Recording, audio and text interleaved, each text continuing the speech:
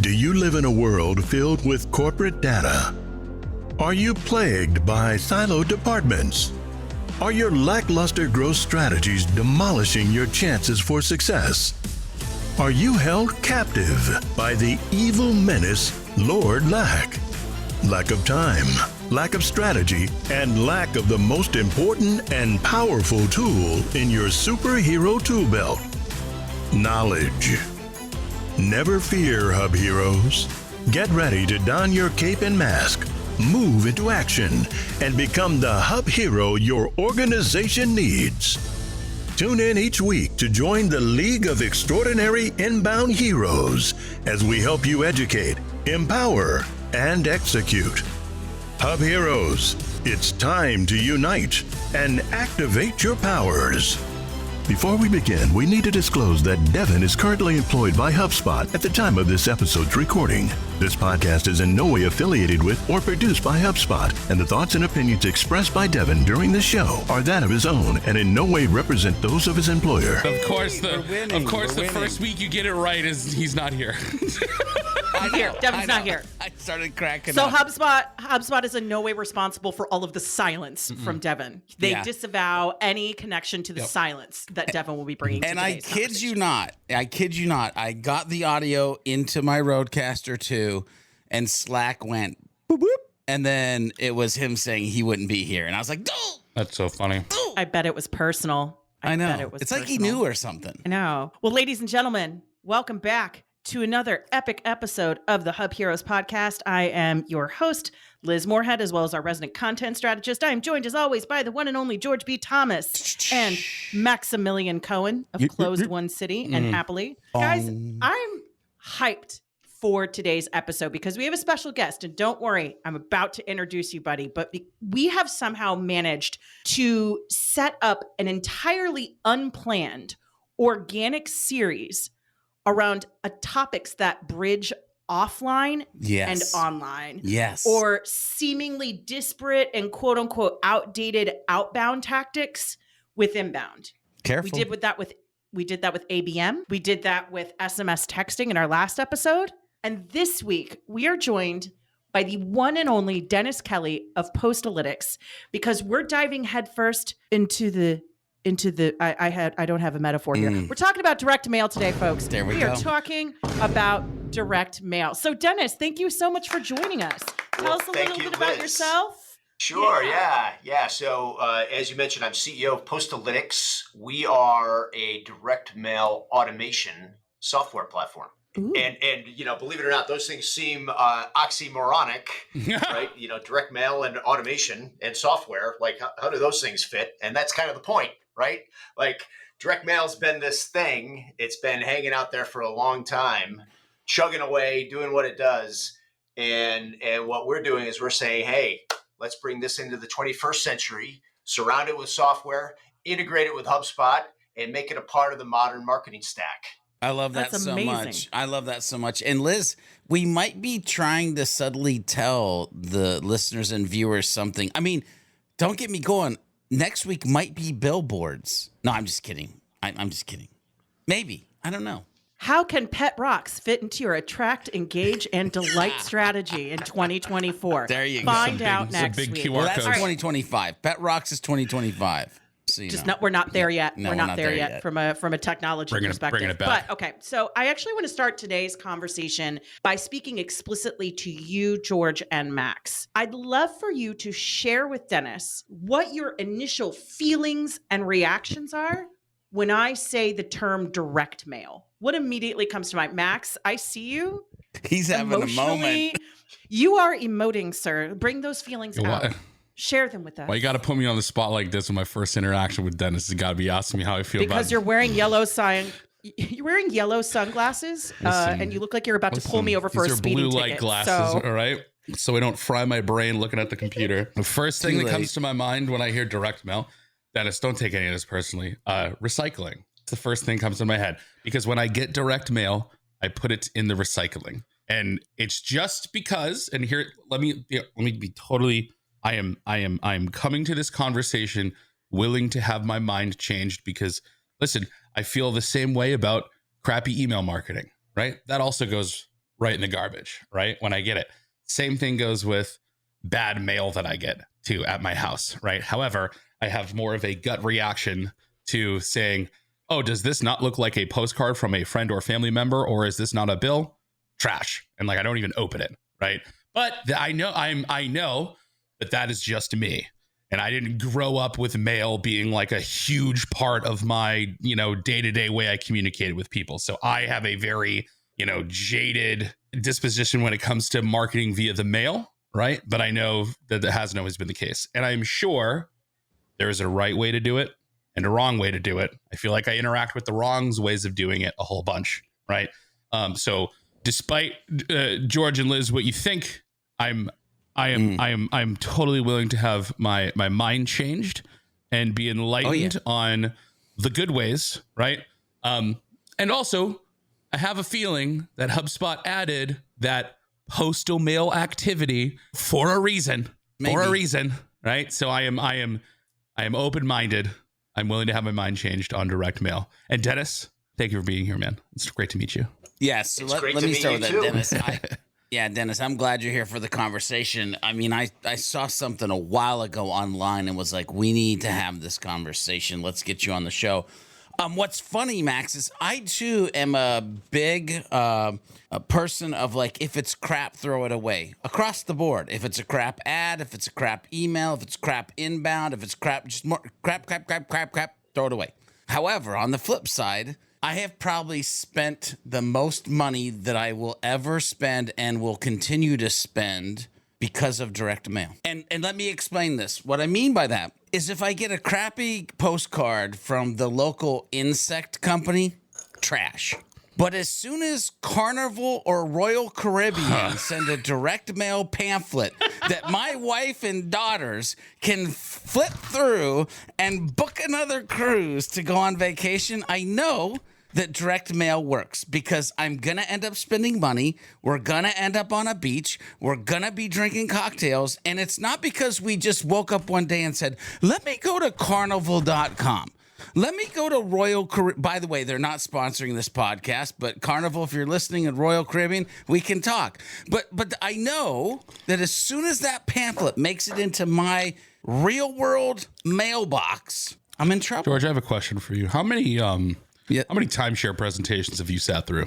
I have never sat through a timeshare. No, actually, maybe twice in my life. That Carnival's cruise sold you stuff off of the direct mail. There is no chance in hell you have not sat through at least 14 timeshare presentations, George. Maybe two. All right, sorry. Oh my God. So yeah, I'm just going to throw that out there. I'm going to echo what George said. Royal Caribbean, if you are listening, we could talk. HubHeroes at sea. Let's make it happen. But what's funny is I find myself in between both you, George, and Max. Max, on the one hand, I am definitely with you. Well, not all of us can be you. Do you have your steering wheel today, bud? I'll grab it. Go grab it. But I find myself a little bit in the camp of Max because it reminds me of this comedian who was really popular in the early 2000s named Mitch Hedberg. And he would talk about people who would hand him like brochures on the street. And his joke was, it's as if you're saying, here, throw this away for me. So there's that. On the other hand, I have been a marketer who has developed direct mail campaigns that have worked exceptionally well. And I know, George, you and I have some examples that we want to dig into later in this conversation. Absolutely. Because it just makes me wonder, like, am I not the buyer persona that gets the fun direct mail packages?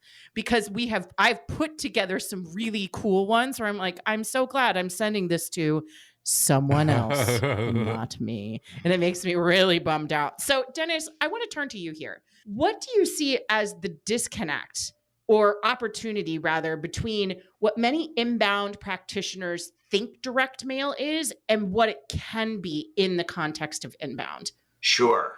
Well, I think there are a lot of folks that have negative perceptions of direct mail from the old days of junk mail, and the volume of junk in your mailbox in 2007, 2008 was the peak of mail volume, and it's been on a decline, right, ever since. But, at that point, in those years moving up to that point, your physical mailbox looked a lot like your email inbox today.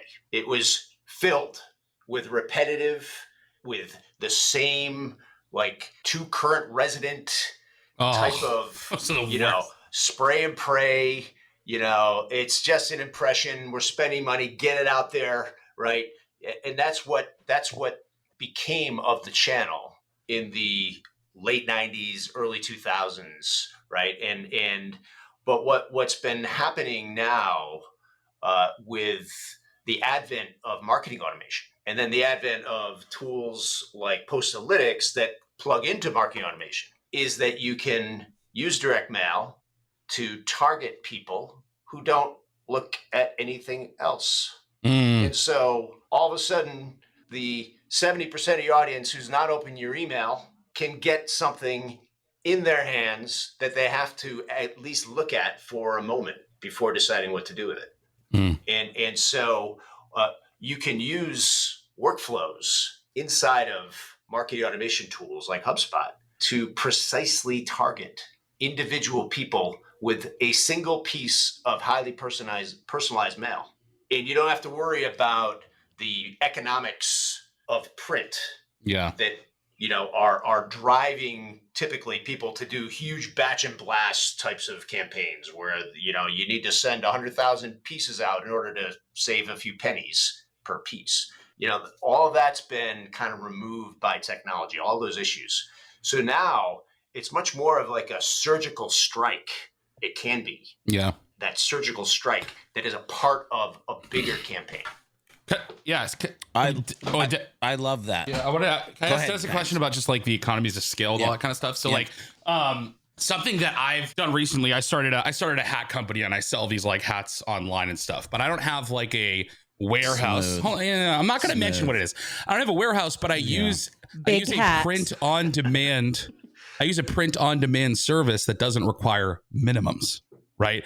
So has there been, like, I'd imagine like back in the day, I think you were like kind of alluding to it a little bit, when you wanted to do these, big giant mail sends, there was probably like minimums and you had to get like a certain amount and you ordered them in bulk and like, then you kind of sent them out, blasted them out that way. And then maybe ended up with like a ton of waste and stuff. But I'd imagine the logistics of that don't really work within the context of a marketing automation platform, because it's like, the idea is that, hey, if I want to target a list of like 384 people, I just want to send 384 pieces of mail, right? Not like say, oh, I'm going to go, order a bunch. They're going to arrive at the office. We're going to package them up and we're going to send them out. Like, that's not how it works.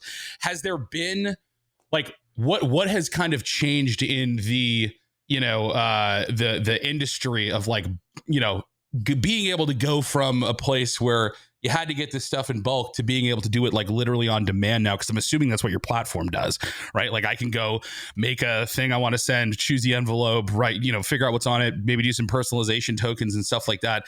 And like, you might just be sending out one piece of mail, right? What's changed in like the technology behind the scenes that like allows you guys to do that and still be like profitable when like sending, maybe only a few pieces of mail that are highly specialized? Yeah. And there've been several changes, but the big thing is this, in order for a printer to execute on a print job, you have to have an operator. Yep. Operator has to work with a piece of equipment. They have to load paper up into it.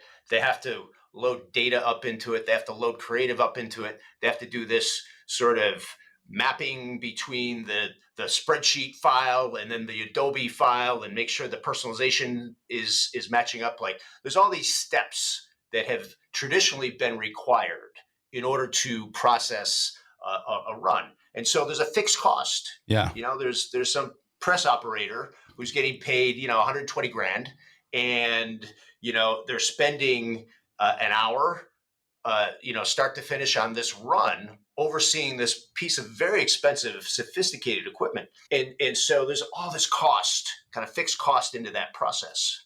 So, if you think about that, well, if I take that total lump cost. I divide it by one piece. That's a pretty expensive piece. Yeah. I divide it by 100,000 pieces. Well, some economics are happening. But what's happened since then is companies like us have come along and said, hey, you know what?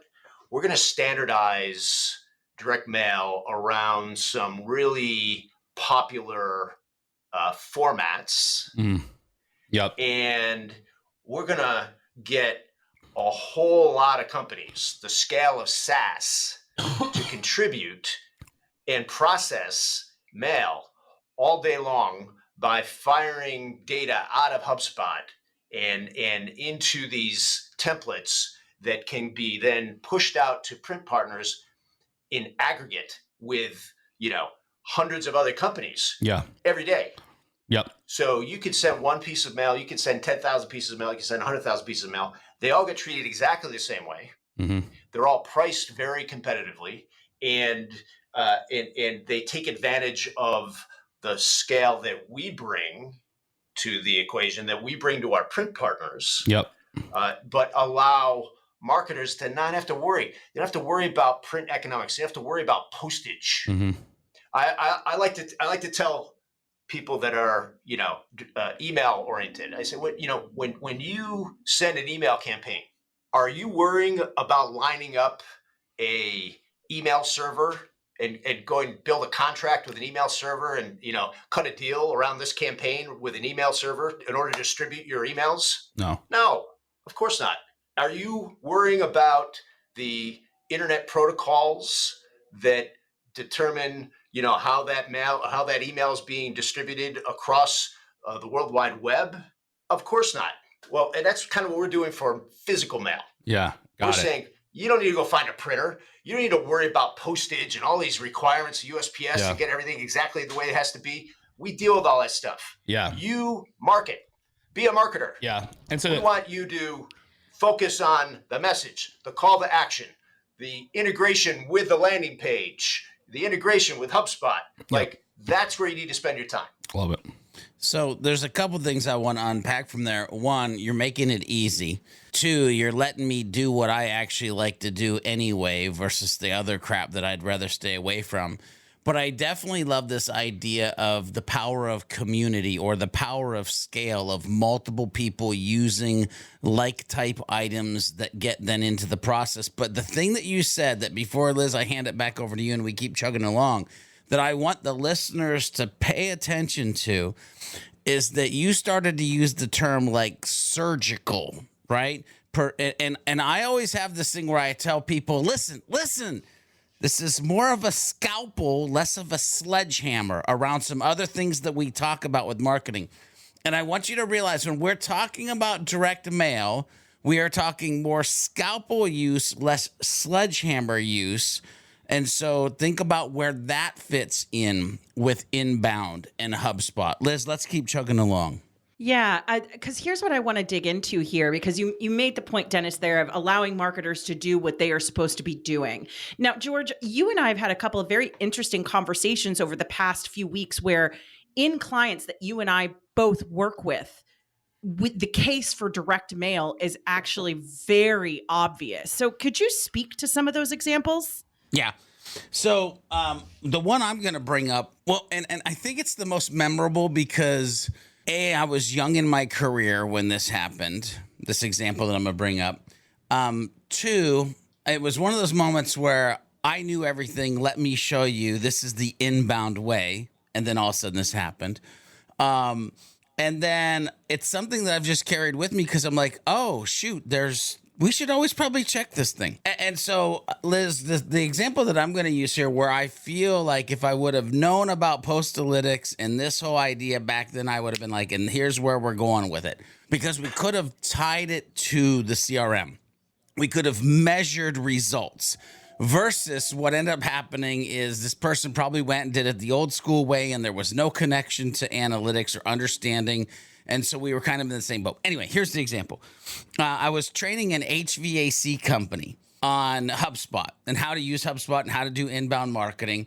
And we got to the conversation of data hygiene or database cleanliness. And we ran the usual list that we run to show that people are just not real active or probably not a good fit. I got to my usual spiel where I said, so let's go ahead and delete those humans. Oh, wait, let's delete those humans from the data. There we go. From the database, right? And to which the owner said, hold up. I don't know if we're ready to delete those yet. And I said, well, why not? They haven't visited the website. There's no sales activity. Like they're just not. And he goes, listen, one thing that you have to understand. And by the way, I feel more in tune with this now that I'm 52 versus it being about 8 years ago. He said, one thing you have to understand is most of my business is 55 or older. I'm lucky if they even get on the internet, let alone come visit my website. And so what I'd like to do before we delete these contacts, I want to send them a letter or send them a postcard or see if I can get them to call in. Right. And so now, so think about that even, right? We talked about SMS last week.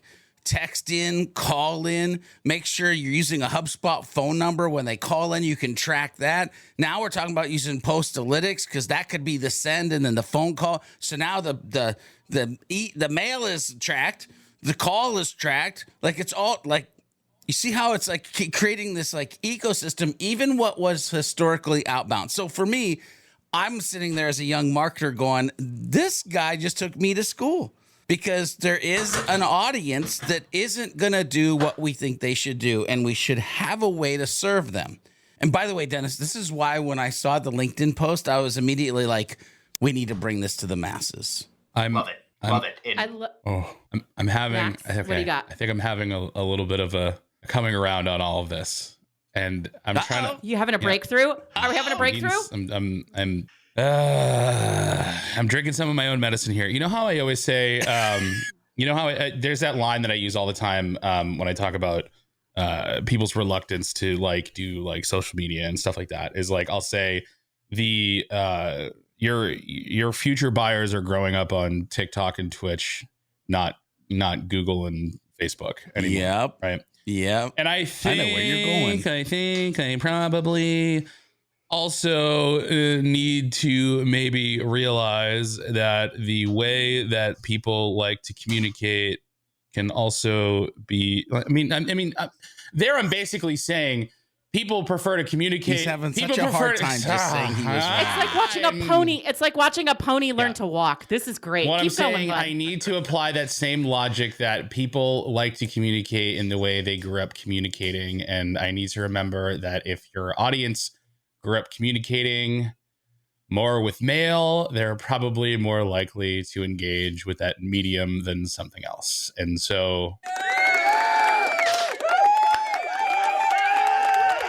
I want to be careful about us being a little bit too ageist there. That's not what I'm here's saying. Why. I'm saying no, every audience is different. Let me finish. God damn it. Because the example that immediately came to mind for me is a client that George and I work on together. And it reminded me of something similar I saw when I used to do ABM work at my old agency, which is when you're dealing in certain industries where the deal sizes are exceptionally large, or in the case of the client that George and I work with, they are dealing with endowments that are in the hundreds of millions of dollars. And so they are going around to specific institutions where you could give them the digital versions of all of the collateral that you're going to give them, but there is something more institutional and established about creating those pieces as tactile, physical collateral pieces that can be tailored to the institution that you're trying to reach, that can be sent to very specific people. You can send different types of messages in different types of ways in the 3D. There are certain things that I think can get lost when you have it purely in a digital space. Like, think about, for some folks, like, there are some people who are purists and will never read a book on a Kindle. It will never happen because they lose something from the digital to tactile experience. And there are some people who are totally fine with it. But I completely agree with you, Max. I wasn't trying to pee in your fun cereal. I'm so glad you have learned how you're a pony who's learned to walk. Everything's fine. We're growing. We're having breakthroughs. That's amazing. I think two things are true. You need to be hyper aware of who your audience is, where they are, and what their preferences are for consuming information. And then you also have to meet them where they are in terms of what is the scale of what you're trying to achieve? What are the things that you need to communicate from an established nature? What are the things that can only be communicated in a physical format? So it's both. It's both and. And often in those what we'd call highly considered purchases, big ticket items, they're often not decided by a single person. Sure. So think about college recruitment. We have a lot of higher ed institutions that are driving out highly personalized letters and packages to a student, but also mom and dad, right? Or whoever's in the family, because these are shared experiences. When you're buying a car, when you're buying, a really expensive thing, you're buying an insurance policy, these are things that have to be kind of handed back and forth and talked about over the dinner table or at the kitchen counter, right? And that physical thing is lingering. It's not something that is in and out instantly. It hangs around. So when something comes in the mail that is perceived to be potentially of some value, there's a long tail of consumption of that content. Yeah.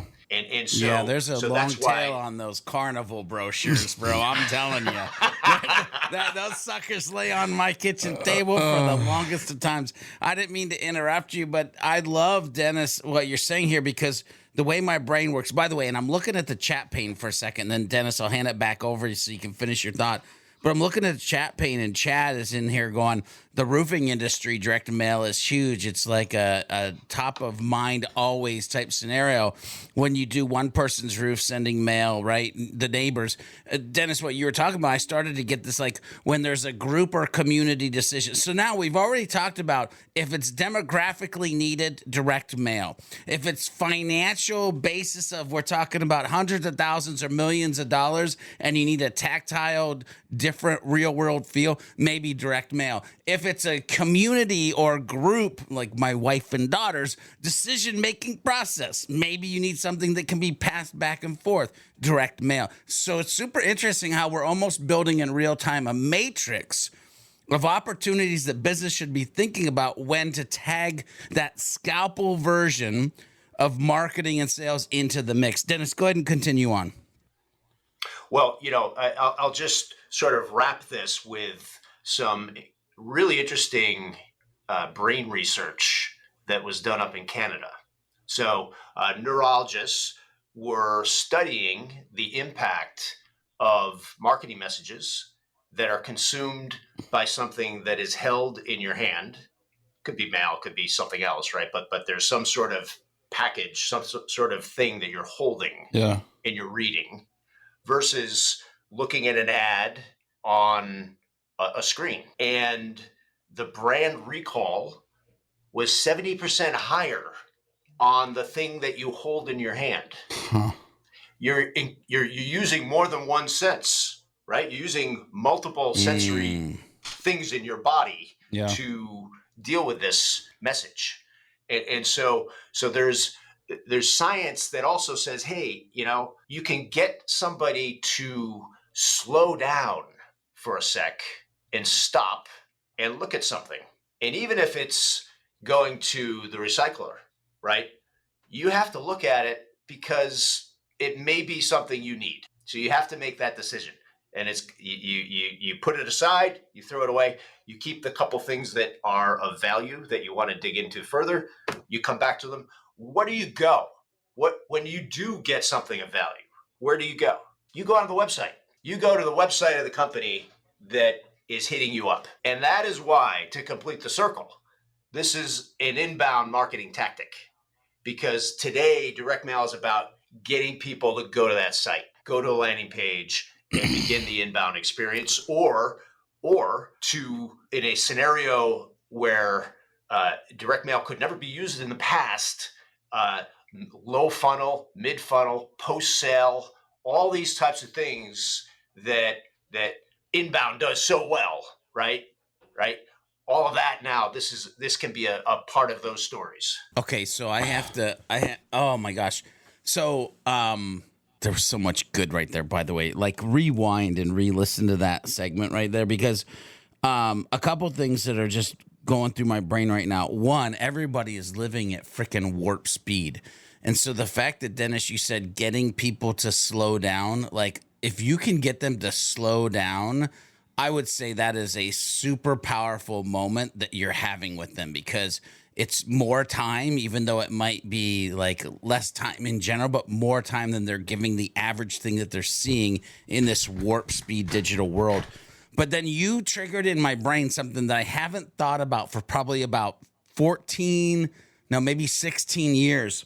And when I started out, I started out as a designer, and I had a creative director that was teaching me different things. And I'll never forget this conversation we had about because we were ordering this project for a company, and he had to go down to the actual paper place because he wanted to know how the paper felt.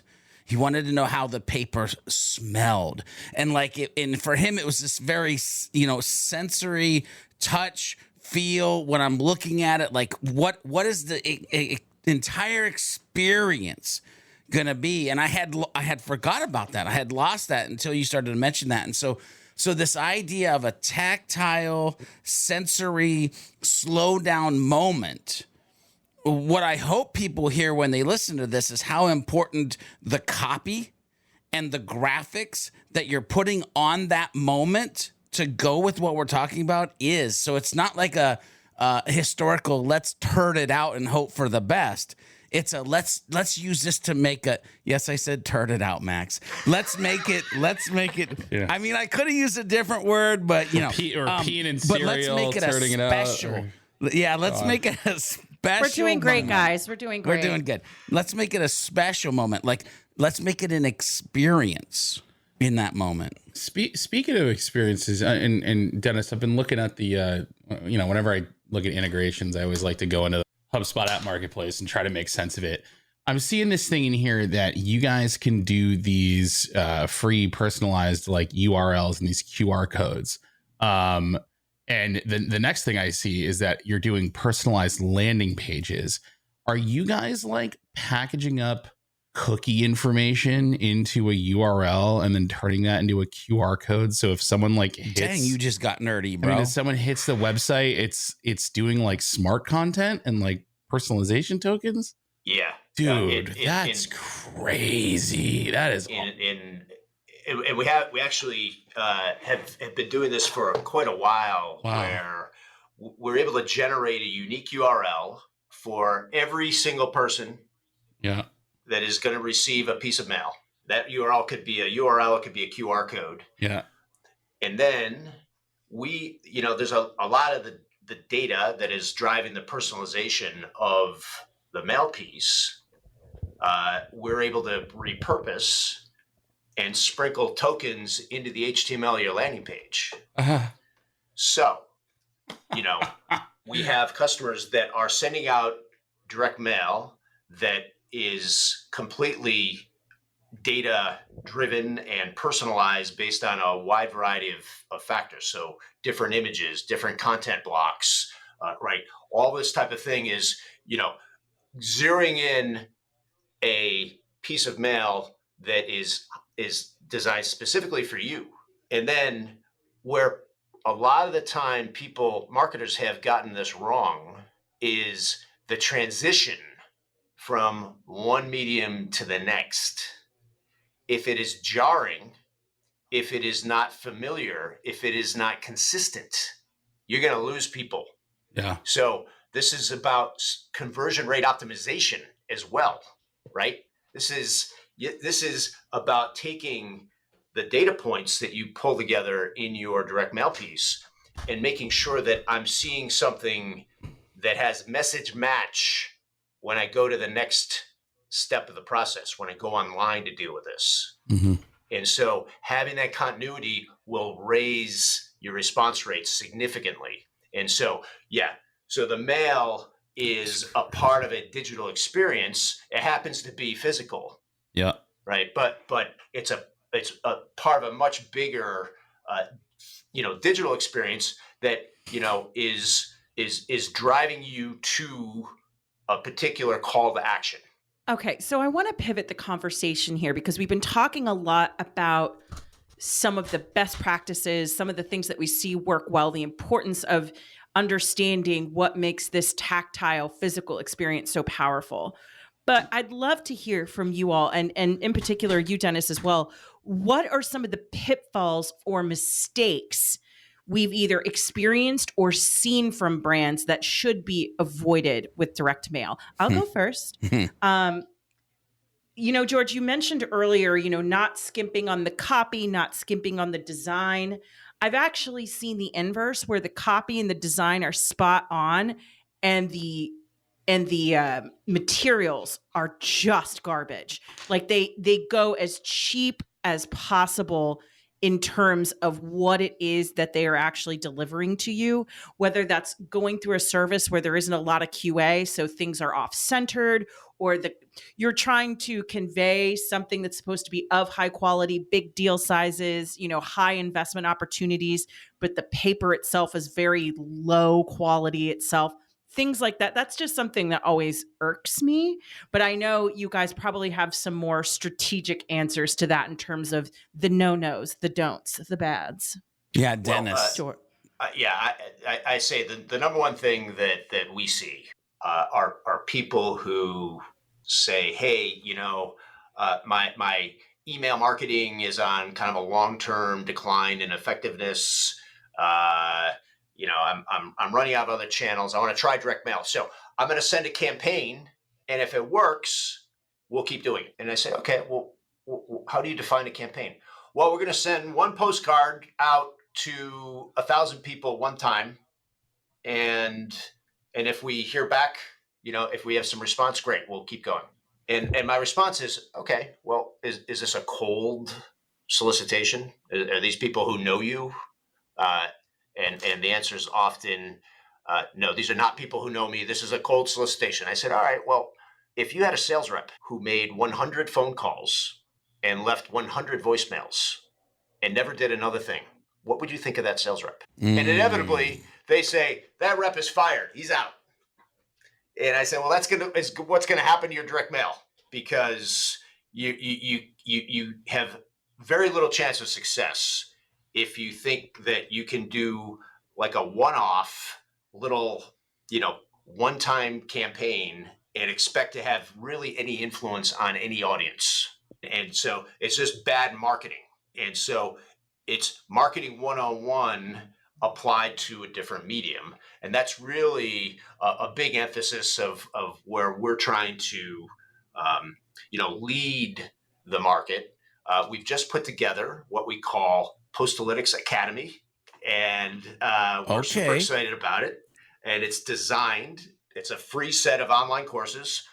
I don't know where I would have got that idea, but free set of online courses where folks are able to learn the fundamentals of direct marketing, of direct mail, of how technology is starting to change direct mail. And then, of course, you can learn how to use Postalytics and apply all that, right? So it's a huge thing for us is to kind of teach the fundamentals of direct mail marketing to the world.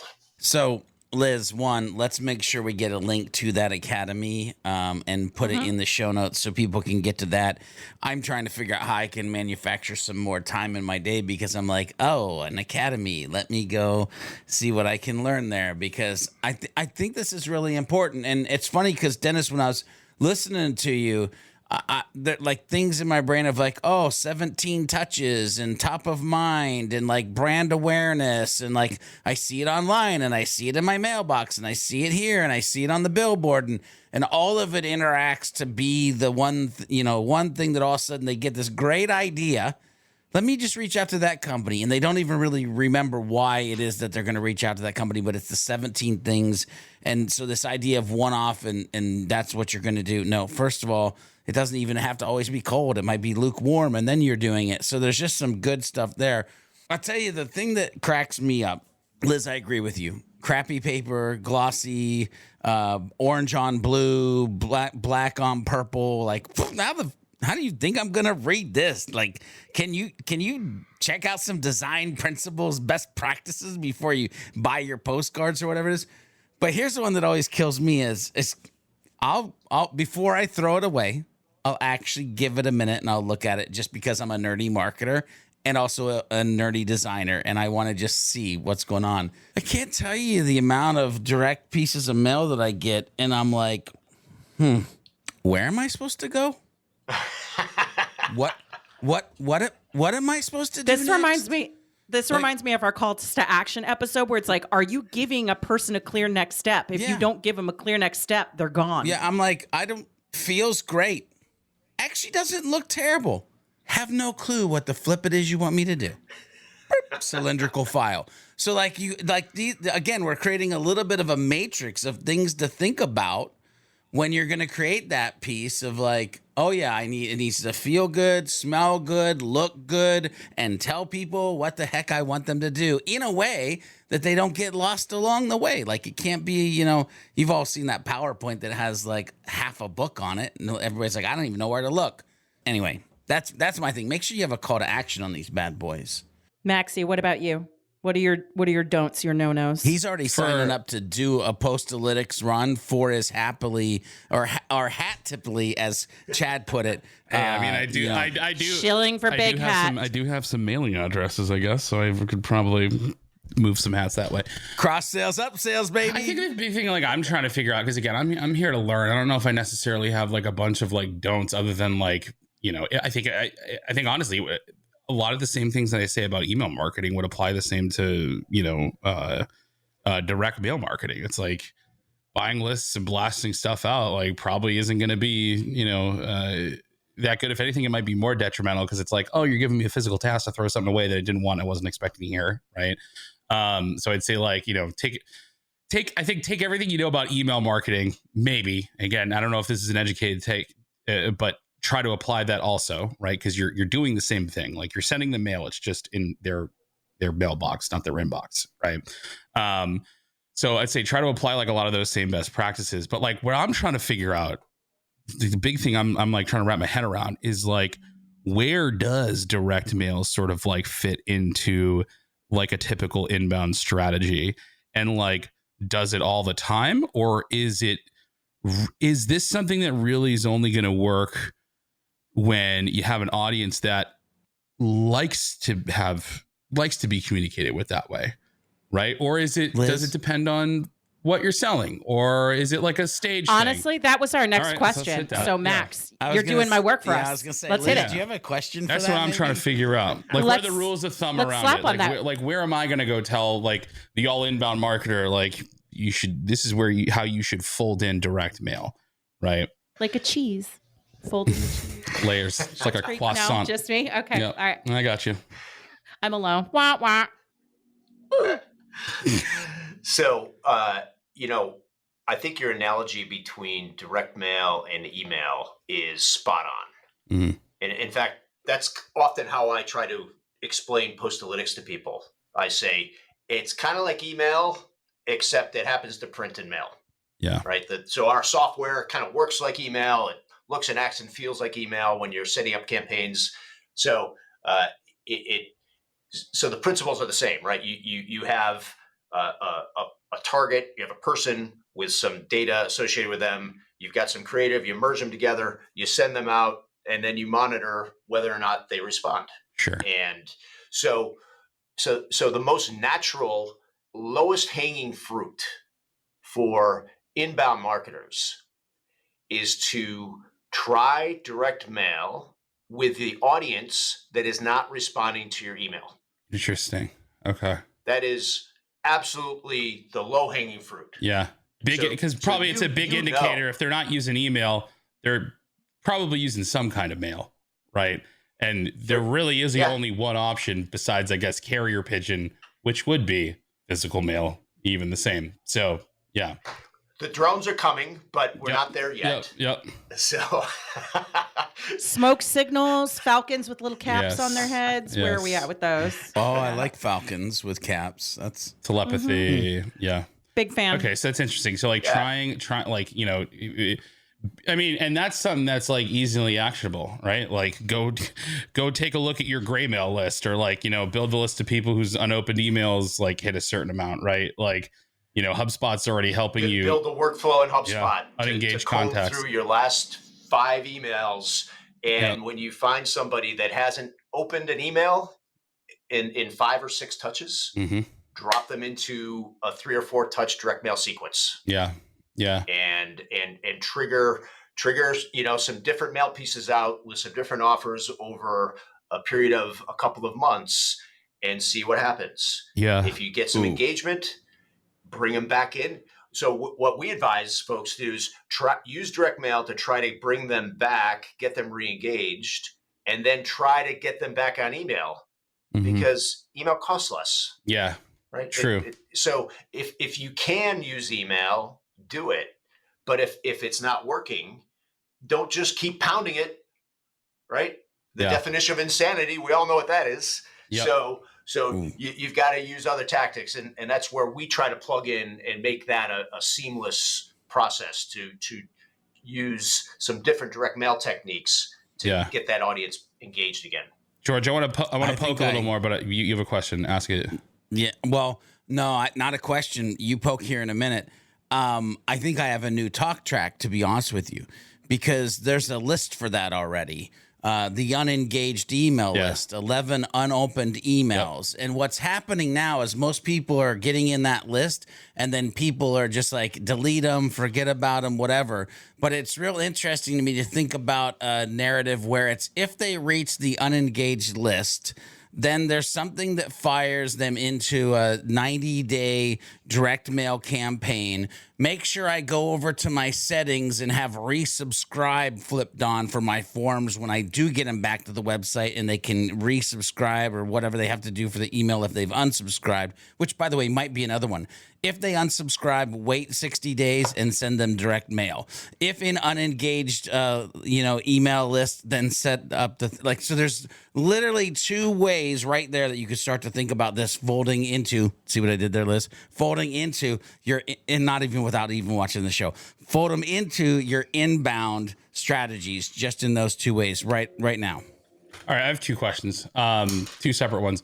So do you see that, like, is postal mail better for landing like initial business, or is it more effective for like repeat business, or is there even like a conversation to be had there? From a response rate perspective, like where do you find it more effective, right? Because like I could make the argument of like, I've never heard of this company before, I'm not going to open up this shit they sent me, versus, oh, I had a great experience with these people, I'll open this envelope, I'll take a minute to see what's going on, right? Like, is there anything you see in terms of like the successfulness of direct mail in those 2 different like scenarios? Yeah. So response rates are double when you are sending direct mail to Customer. A warm audience. Yeah. Exactly. Got it. Exactly. So we see 8, 9, 10% response rates. You're sending to a warm audience. When you're sending to a cold audience, it's 2, 3, 4 is really good. Yeah. Right. Okay. But for certain audiences, direct mail is the best way to acquire new customers too. Mm-hmm. Right. So if you are the HVAC company, right, and you need to respond quickly to a storm in an area, you can hit neighborhoods and zip codes with very, very timely messages, and you're gonna get new customers. Yeah. It is for certain scenarios, it is the best way to get new customers. Yeah. But overall, you see a much, much higher response rate when you're communicating with people that already have an association with your brand. Cool. Last question, because I know we're getting a time here, but I think it's important. We talk a lot about, especially in the email conversation, we talk a lot about consent, right? And like acquiring emails and like the ability to email people. What's the consent conversation around physical mail? And like, what are the best ways to gather addresses? Is it like you're only mailing people who have given you a mailing address and giving you consent? Are the laws like a little bit different around that? Like, what do marketers need to know, like around like, can I actually send postal mail to folks, and how do I get their addresses? Well, the regulatory and compliance framework that the world's been marching toward is another reason why folks are turning to direct mail again, because there's no notion of canned spam, or there's no real regulatory requirement to opt out. Addresses and names of addresses are public data. Sure. Yeah. You can go to the government office and you can pull, who owns this piece of property and who lives where, and it's all public. Wild. So, it's a much less challenging environment from a regulatory standpoint because of that very thing. It's public data that you're dealing with. Mm-hmm. That makes sense. Yeah.